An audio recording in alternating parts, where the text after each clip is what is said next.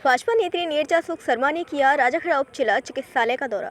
आम आदमी को बेहतर उपचार देना सरकार की पहली प्राथमिकता। नीरजा शर्मा। राजाखेड़ा की प्रमुख खबर। भाजपा नेत्री नीरजा सुख शर्मा बुधवार को राजाखेड़ा क्षेत्र के दौरे पर रहीं, जहां उन्होंने क्षेत्र के उप जिला चिकित्सालय पहुंचकर अस्पताल की व्यवस्थाओं का जायजा लिया।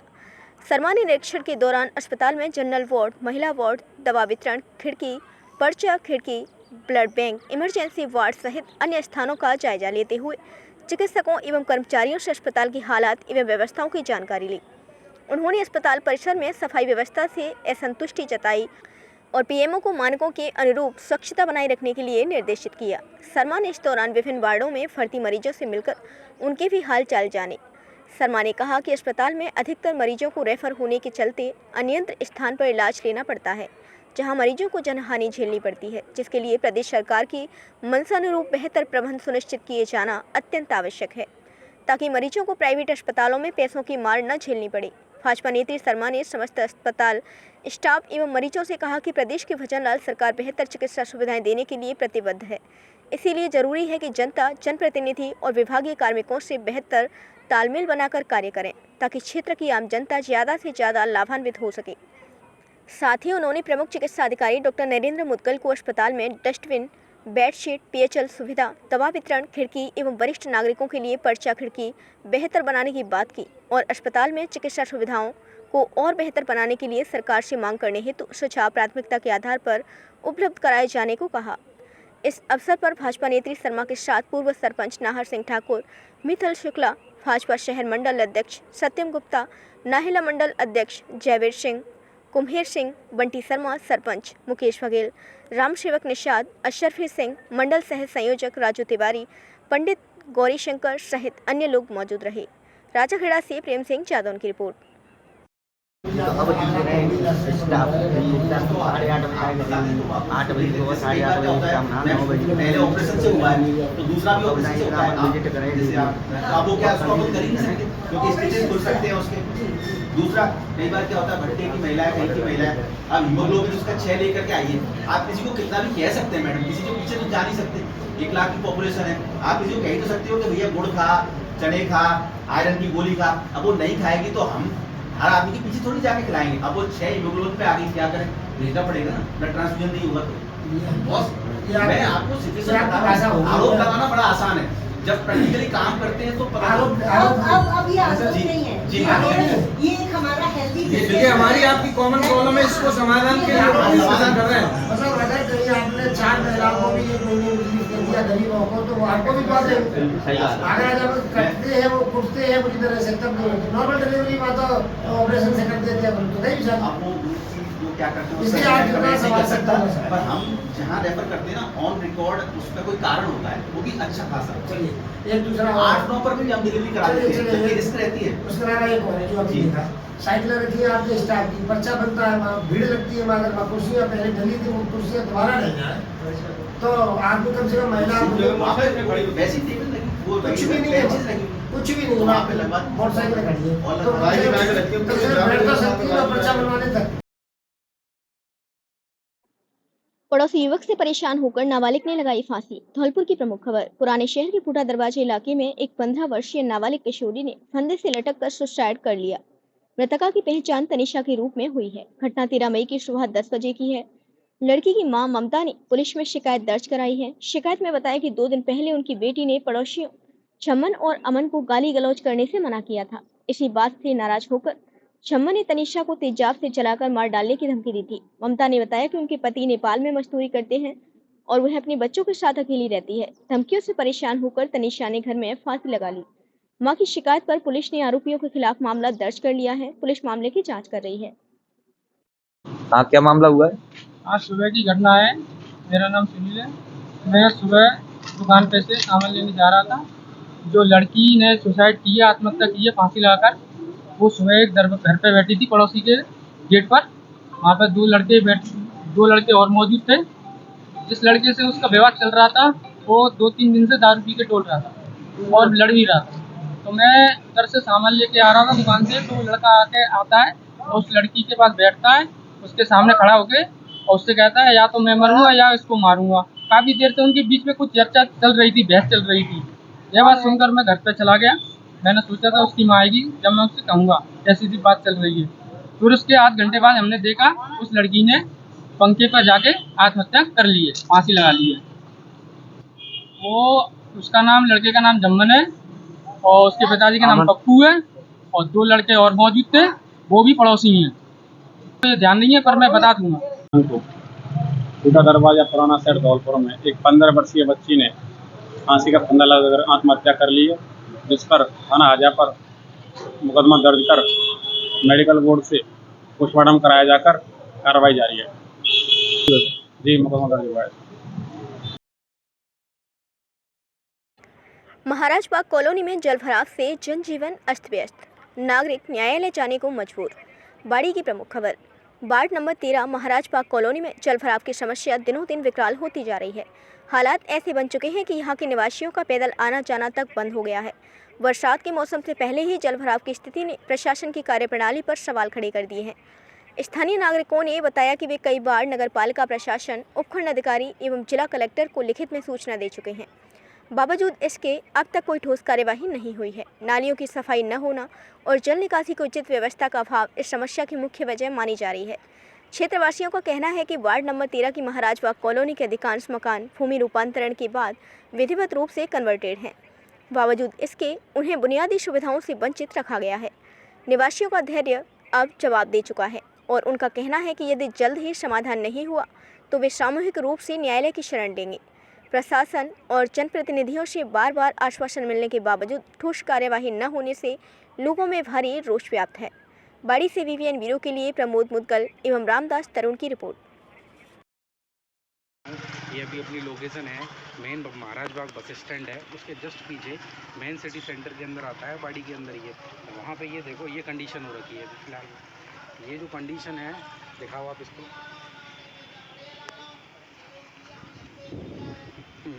ये कंडीशन है, ये सेम की सेम एजिटिस इसको हो चुके हैं 7-8 साल से। न प्रशासन सुनवाई कर रहा है, नहीं जो भी है जितने भी अधिकारी हैं सबके पास जाके आ चुके हैं। अभी तक कोई सुनवाई नहीं हो रही थी। पर अभी क्या है, ये जो नाला निर्माण शुरू हुआ है बट उसमें भी ये क्या है कि काफ़ी लेट लतीफ़ी कर रहे हैं।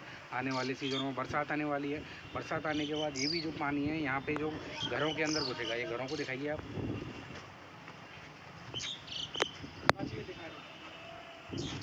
ये पानी यहाँ से आगे पूरे घरों में घुसेगा, पूरी कॉलोनी में आएगा। पिछले 3-4 साल से तो ये कंडीशन हो रखी है कि यहाँ ज़रा सा भी पानी पड़ने के बाद ना तो ये आम रास्ता बचता है, ना ही घरों से निकलने के लिए जगह। अभी आपको और दिखाते हैं।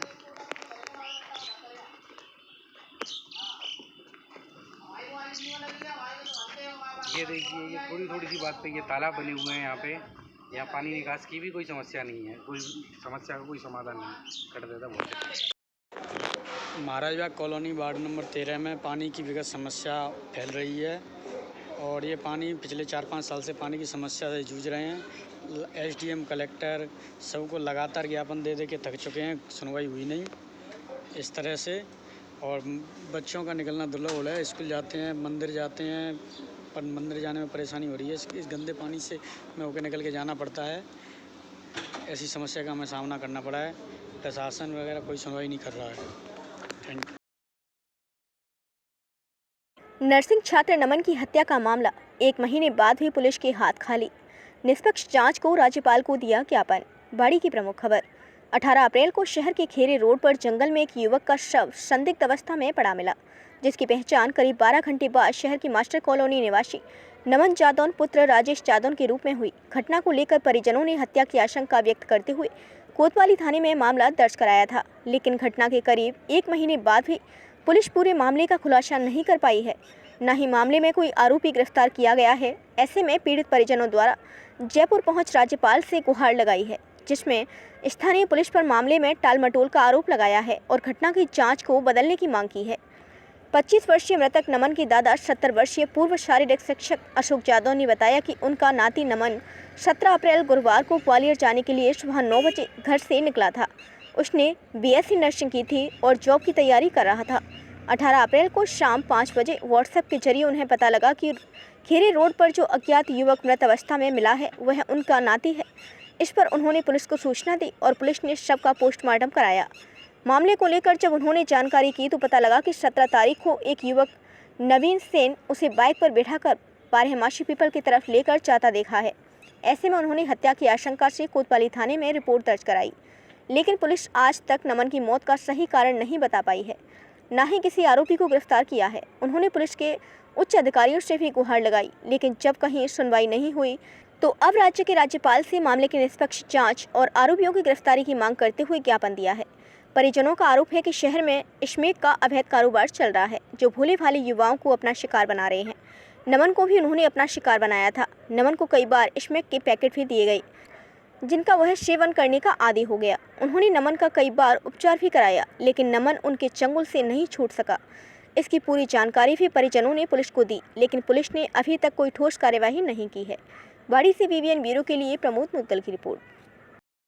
तारीख को हमारा नमन जो नाती था वो जो क्या है ITM ग्वालियर के लिए जाने की कहकर के यहाँ से गया है, और 17 तारीख को ही नवीन नामक सैन जो क्या है उसको अपनी बाइक पर बिठा करके और परशुराम धर्मशाला साइड में जाते हुए दिखाई दिया है, जो CC फुटेज में पूरा जो क्या है उसका विवरण आया है, जिसको हमने कोतवाली को पूरी तरह से बताया है। 18 तारीख को सुबह जो क्या है इसकी लाश जो क्या है कांसो टिखेड़ा रोड पर मिली, जिसकी सूचना व्हाट्सएप पर हमें 4-4:30 बजे के लगभग प्राप्त हुई। तो हमने जाकर के उसको देखा, जिसकी पहचान नमन यादव जो हमारा नाती था उसके रूप में हुई। पोस्टमार्टम करा करके उसको जो क्या है उसका दाह संस्कार किया, और पुलिस ने इस बाबत कोई ऐसी कार्रवाई नहीं की है जिससे हमें संतुष्टि हो। उन्होंने आज तक नवीन सैन को नहीं पकड़ पाई है, और LC साहब भी उस मौके पर आ गए, FSL टीम को भी बुला लिया, लेकिन अभी ठोस कार्रवाई नहीं हुई है। और जो स्मैक बेचने वाले हैं उन पर भी कार्रवाई नहीं हुई। हमने पूरे डिटेल्स कोतवाली को प्रदान कर दी है, लेकिन कोतवाल लीपापोती करते हुए उस एंगल को दूसरी जगह घुमा करके उल्टी सीधी जो क्या हमें आश्वासन दे करके हमें टहलाते रहे। हमें जब आश्वासन नहीं मिला वहाँ से, तो हमने जो क्या मजबूरन राज्यपाल महोदय को अपना ज्ञापन प्रस्तुत किया, और हम जो क्या SP साहब से भी गुहार करते हैं कि इस प्रकरण को पूरी तरह से जांच कर स्मैक के विक्रेता और जो इसको गोरख धंधा कर रहे हैं उनको पकड़ करके, ताकि नई पीढ़ी में जो क्या है ये विषयरा जो क्या है विष व्याप्त नहीं हो, और नई जो क्या है पीढ़ी इसकी चपेट में नहीं आए। हम ये चाहते हैं कि हमें निष्पक्ष जांच कर और दोषियों को उचित दंड दिया जाए। साथ ही हम ये चाहते हैं कि हमारी जांच यहाँ की कोतवाली के जो अधिकारी है वो जो क्या है मामूली जो क्या है वैसे ही हमको आश्वस्त करके लौटा देते हैं। जांच भी दूसरे किसी निष्पक्ष जो क्या अधिकारी से कराई जा रही है। हम न्याय की गुहार करते हैं। पूरा घर बिलखते हुए आज 29 दिन के बाद भी कोई न्याय की हमें जो क्या है वहाँ से आशा नहीं मिल पा रही है। अतः श्रीमान हम ये चाहते हैं कि हमारी जो क्या है हमें न्याय मिले और दोषियों को दंड किया जाए। क्या नाम है आपका? मेरा नाम अशोक कुमार जागरण है। मेरा नमन जो होनहार बच्चा था 24 वर्ष की उम्र में, जिसने BSc नर्सिंग अच्छे नंबरों से पास किया, और इस तरह से वो हमें छोड़ करके हमें विरक्ति हुई चला गया। वो तो चाहिए मैं घर से ले बैठा के ले गो, मैं मार जाऊँ 11-12 बजे ना, और फिर दूसरे दिन 6 बजे पता पड़ो, और आउट एरिया में डारिया है पटक आएगी तो, और रेत में भरो, पूरा रेत में मारो है, 4-5 जने ने मारो है। अब पुलिस से आप क्या मांग चाह रही हो? मैं उनकी सजा चाहती हूँ, और बिल्कुल छूटे नहीं कभी, तो मेरी इंसाफ मिले मेरे बेटा को इंसाफ। आपका नाम क्या है माता जी? सुशीला। वाले कुछ नहीं कर रहे हैं भैया, बस हमें यही मांग चाहिए कि जैसे हमारे भाई को तड़पा के मारा है, वो लोग भी तड़प कर मरे हैं, उनको जल्दी से जल्दी सजा मिले। पुलिस कार्रवाई नहीं कर रही, हमें यही मांग है कि जल्द से जल्द कार्रवाई हो, उनको पकड़ा जाए और उनको बड़ी से बड़ी सजा मिले उन लोगों को। आपका नाम क्या? मेरा भाई है वो, मेरा नाम मीना है। नर्सिंग छात्र नमन की हत्या का मामला 1 महीने बाद भी पुलिस के हाथ खाली। निष्पक्ष जांच को राज्यपाल को दिया ज्ञापन। बाड़ी की प्रमुख खबर। 18 अप्रैल को शहर के खेरे रोड पर जंगल में एक युवक का शव संदिग्ध अवस्था में पड़ा मिला, जिसकी पहचान करीब 12 घंटे बाद शहर की मास्टर कॉलोनी निवासी नमन जादौन पुत्र राजेश जादौन के रूप में हुई। घटना को लेकर परिजनों ने हत्या की आशंका व्यक्त करते हुए कोतवाली थाने में मामला दर्ज कराया था, लेकिन घटना के करीब 1 महीने बाद भी पुलिस पूरे मामले का खुलासा नहीं कर पाई है, न ही मामले में कोई आरोपी गिरफ्तार किया गया है। ऐसे में पीड़ित परिजनों द्वारा जयपुर पहुंच राज्यपाल से गुहार लगाई है, जिसमें स्थानीय पुलिस पर मामले में टालमटोल का आरोप लगाया है और घटना की जांच को बदलने की मांग की है। 25 वर्षीय मृतक नमन की दादा 70 वर्षीय पूर्व शारीरिक शिक्षक अशोक जादव ने बताया कि उनका नाती नमन 17 अप्रैल गुरुवार को ग्वालियर जाने के लिए सुबह 9 बजे घर से निकला था। उसने BSc नर्सिंग की थी और जॉब की तैयारी कर रहा था।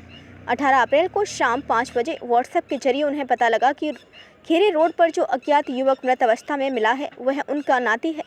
इस पर उन्होंने पुलिस को सूचना दी और पुलिस ने शव का पोस्टमार्टम कराया। मामले को लेकर जब उन्होंने जानकारी की तो पता लगा कि 17 तारीख को एक युवक नवीन सेन उसे बाइक पर बैठाकर बारहमासी पीपल की तरफ लेकर जाता देखा है। ऐसे में उन्होंने हत्या की आशंका से कोतवाली थाने में रिपोर्ट दर्ज कराई, लेकिन पुलिस आज तक नमन की मौत का सही कारण नहीं बता पाई है, न ही किसी आरोपी को गिरफ्तार किया है। उन्होंने पुलिस के उच्च अधिकारियों से भी गुहार लगाई, लेकिन जब कहीं सुनवाई नहीं हुई तो अब राज्य के राज्यपाल से मामले की निष्पक्ष जांच और आरोपियों की गिरफ्तारी की मांग करते हुए ज्ञापन दिया है। परिजनों का आरोप है कि शहर में स्मैक का अवैध कारोबार चल रहा है, जो भोले भाले युवाओं को अपना शिकार बना रहे हैं। नमन को भी उन्होंने अपना शिकार बनाया था। नमन को कई बार स्मैक के पैकेट भी दिए गए, जिनका वह सेवन करने का आदी हो गया। उन्होंने नमन का कई बार उपचार भी कराया, लेकिन नमन उनके चंगुल से नहीं छूट सका। इसकी पूरी जानकारी भी परिजनों ने पुलिस को दी, लेकिन पुलिस ने अभी तक कोई ठोस कार्यवाही नहीं की है। बाड़ी से BBN ब्यूरो के लिए प्रमोद मुद्गल की रिपोर्ट। अवैध पशु तस्करी के खिलाफ बड़ी कार्यवाही, 2 तस्कर गिरफ्तार। 71 पड्डा 31 भैंस कराए मुक्त। धौलपुर की प्रमुख खबर। निहालगंज थाना पुलिस ने अवैध पशु तस्करी के खिलाफ बड़ी कार्यवाही करते हुए आज पड़ा एवं भैंसों की तस्करी करते हुए 2 आइशर कैंट्रा गाड़ी सहित 2 व्यक्तियों को गिरफ्तार किया है तथा 71 पड्डा एवं 31 भैंस मुक्त कराए हैं। साथ ही थाना क्षेत्र में शांति भंग करने के आरोप में 5 व्यक्तियों को गिरफ्तार किया है। DSP मुनीश कुमार मीणा ने बताया कि आज नेशनल हाईवे पर नाकाबंदी करते समय 2 आइशर कैंट्रा गाड़ियों मुरैना की तरफ से आती हुई दिखाई दी, जिन्हें रोककर चेक किया गया। एक गाड़ी RG11 GD 2072 में 71 पड़ा ठूस कर क्रूरतापूर्वक घायल अवस्था में भरे हुए मिले। साथ में ड्राइवर फरमान खां पुत्र शहाबुद्दीन मुसलमान निवासी ईदगाह कॉलोनी शादाबाद थाना शादाबाद जिला हाथरस दूसरी आइशर कैंट्रा गाड़ी नंबर UP 80 HT 9936 में 31 भैंस जिन्हें ठूस कर भरा गया था, जिंदा एवं घायल अवस्था में मिली। यहां से ड्राइवर नैना खान पुत्र कल्लू निवासी मोहल्ला रतिया कागरोल थाना कागरोल जिला आगरा को गिरफ्तार किया गया है। थाना पुलिस की एक अन्य कार्यवाही में शांति भंग करने के आरोप में 5 व्यक्तियों को गिरफ्तार किया गया है। आरोपियों को गिरफ्तार करने वाली पुलिस टीम में महेश कुमार CI थाना निहालगंज के साथ Ramveer Singh ASI, Abhilash head constable एवं अवतार सिंह, दयाराम, रोशन तथा रामदास कांस्टेबल थाना निहालगंज शामिल रहे। बालिका विद्यालय धौलपुर में नव प्रवेशित बच्चों का तिलक एवं फूलमाला पहनाकर किया अभिनंदन। धौलपुर की प्रमुख खबर। शिक्षा विभाग द्वारा राजकीय विद्यालयों में बच्चों की नामांकन में वृद्धि के लिए डिजिटल प्रवेशोत्सव शुरू किया गया है। इस कार्यक्रम का उद्देश्य विद्यालयों में नव प्रवेशित छात्रों का स्वागत करना, नामांकन अभिवृद्धि, ड्रॉप आउट बालक बालिकाओं को स्कूल से जोड़ना है। इसी क्रम में राजकीय बालिका उच्च माध्यमिक विद्यालय धौलपुर में प्रधानाचार्य अर्चना मिश्रा के नेतृत्व में प्रवेश उत्सव कार्यक्रम के तहत नवीन प्रवेश हेतु आंगनबाड़ी एवं ड्रॉप आउट विद्यार्थियों का प्रवेश हेतु डोर टू डोर अभियान चलाया जा रहा है। वरिष्ठ व्याख्याता मंजू जादौन, भगवान सिंह मीणा, रेखा शर्मा, आशु शर्मा, मनोज झा, शालिनी श्रीवास्तव, प्रीति कुमारी, रचना मीणा एवं अन्य स्टाफ सदस्यों द्वारा नवीन बच्चों को स्कूल से जोड़ने हेतु नव प्रवेशित बच्चों का तिलक लगाकर माल्यार्पण कर स्वागत किया गया। वरिष्ठ व्याख्याता मंजू जादौन, राज्य पुरस्कृत व्याख्याता भगवान सिंह मीणा, वरिष्ठ अध्यापक मनोज झा ने बताया कि ग्रीष्मकालीन अवकाश में डोर टू डोर विद्यार्थियों एवं अभिभावकों से संपर्क कर नामांकन बढ़ाने का प्रयास किया जाएगा। उन्होंने बताया कि इसके साथ साथ सरकार की जन कल्याणकारी योजनाओं और बेटी बचाओ बेटी पढ़ाओ अभियान के साथ साथ कुरीतियों के उन्मूलन हेतु भी आमजन को जागरूक किया जाएगा। राजकीय विद्यालयों में शिक्षा विभाग की ओर से चलाई जा रही योजनाओं का प्रचार प्रसार और घर घर सर्वे जैसे प्रयास कर नामांकन बढ़ाने पर जोर दिया जा रहा है। इस अवसर पर स्कूल स्टाफ के सदस्य शालिनी श्रीवास्तव, प्रीति कुमारी, मनोज झा, वीर सिंह टोंक, शैलेंद्र दीक्षित, मंजू जादौन, बेबी आसमा, अंजना मोदी, सुनीता कुमारी, शशि प्रभा उपाध्याय, रचना मीना, आशु शर्मा, मनसा देवी, देवयानी शर्मा, अनुपम पारासर, व्रजेंद्र सिंह, मिथिलेश ठाकरे सहित अभिभावक मौजूद थे।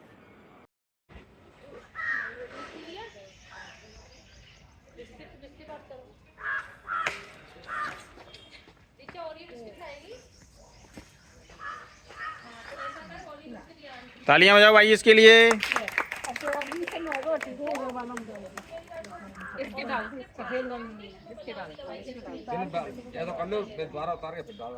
Welcome welcome.